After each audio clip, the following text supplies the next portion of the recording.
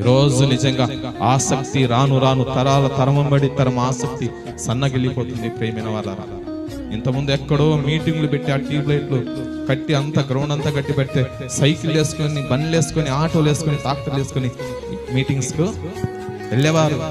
కుటుంబము నిజంగా మాట్లాడుకొని ఆ రోజు నిజంగా ప్రభు సన్నిధిలో గడపడానికి ఇష్టపడేవారు. ఆ గ్రౌండ్ అంతా నిండిపోయేది. ఈరోజు ఇంటి పక్కన మన ప్రార్థన జరుగుతుంది. ఆసక్తి ఏమైపోయింది, సన్నగిల్లిపోతుంది. దేవుని సన్నిధాన్ని నిజంగా దేవుని సన్నిధానంలో గడుపుదామన్న ఆసక్తి, ఆశ ఈరోజు మనసులో కొరవైపోయింది. ఆసక్తి లేకపోతే ఇదిగో దేవుని దృష్టిలో మనం ఎగ్గులుగా ఎంచబడం.